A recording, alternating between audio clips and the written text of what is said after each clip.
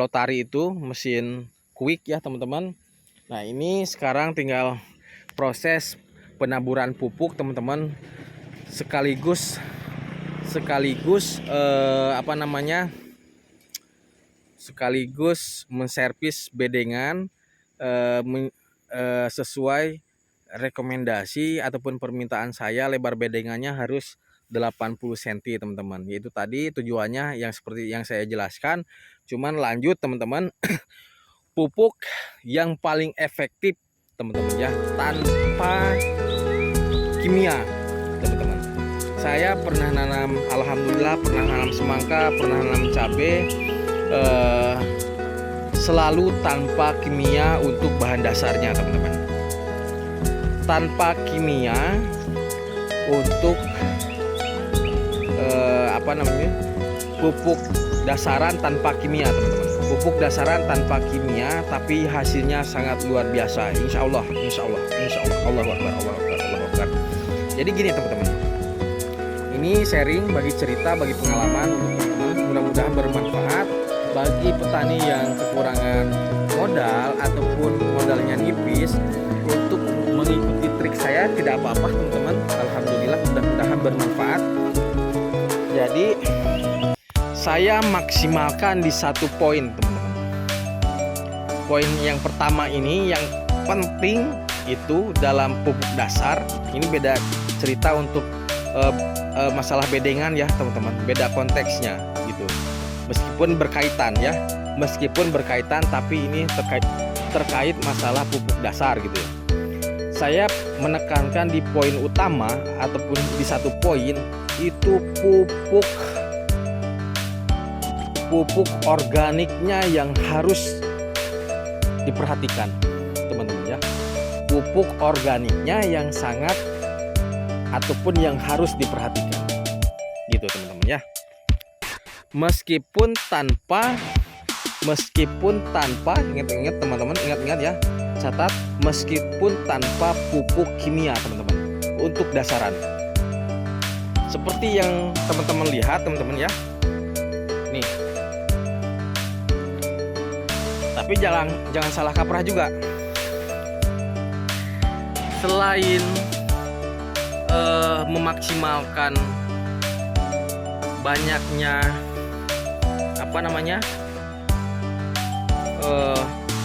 pupuk organik teman-teman ya. Nanti saya sampaikan ini pupuk organik apa ya teman-teman.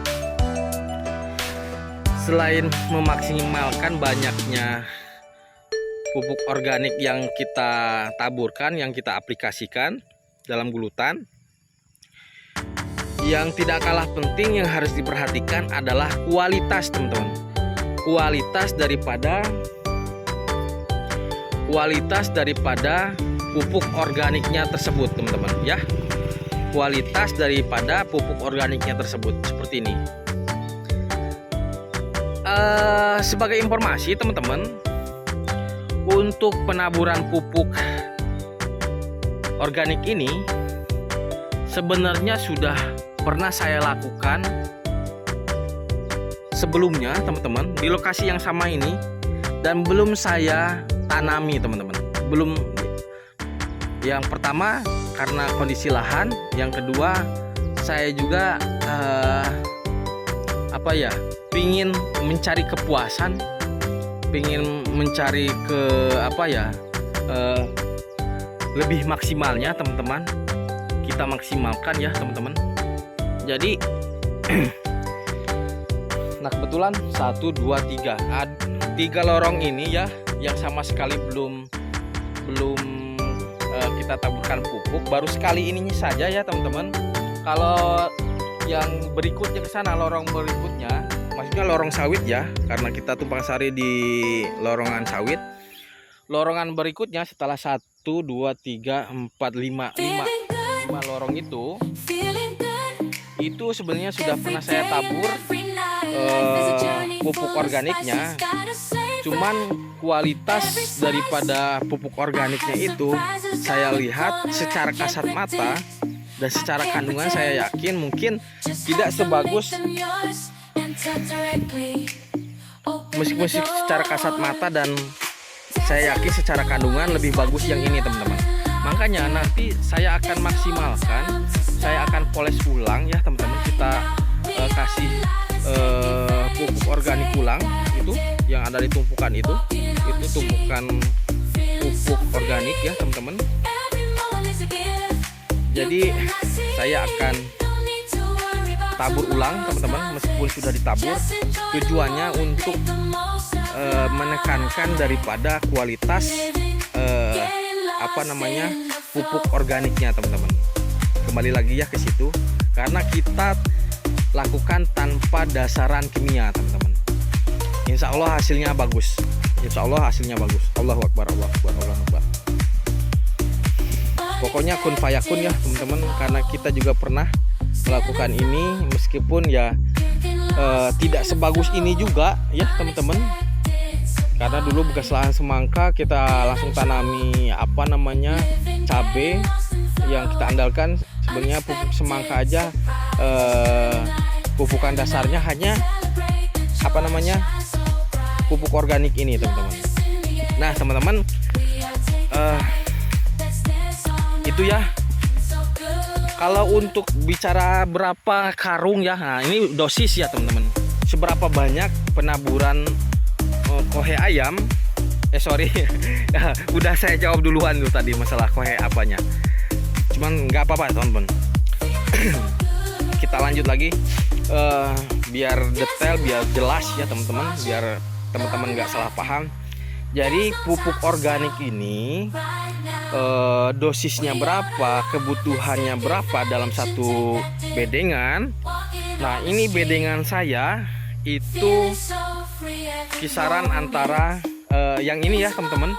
Kalau yang lain beda juga nih. Kebetulan yang saya videokan ini bedengannya panjangnya kisaran antara 45-an teman-teman.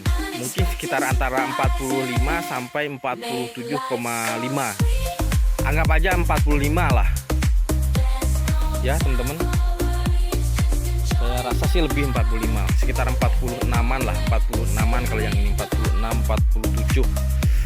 Nah, anggap aja 45 ya teman-teman. 45 panjang bedengan saya taburkan kohe ayam itu antara 7 sampai 8 karung teman-teman.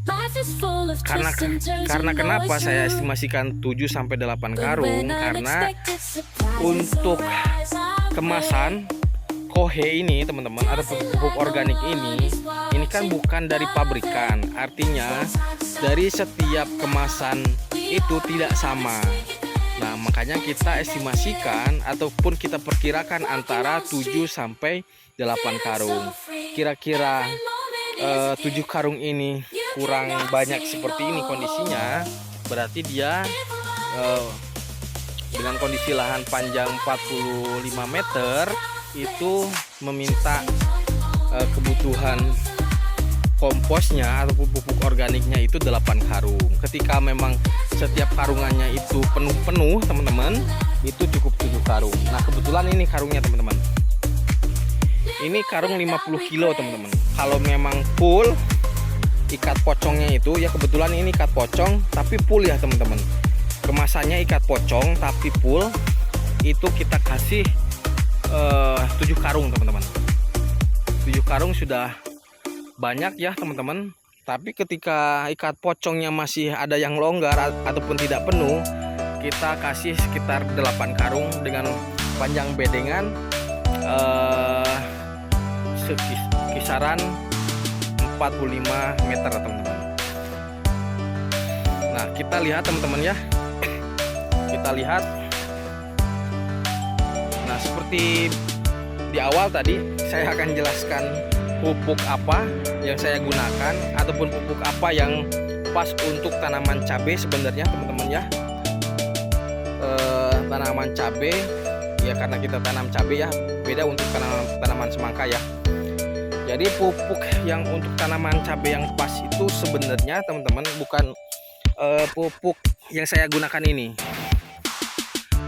Untuk rekomendasi sebenarnya pupuk yang harus digunakan untuk tanaman cabai itu adalah kohe kambing teman-teman.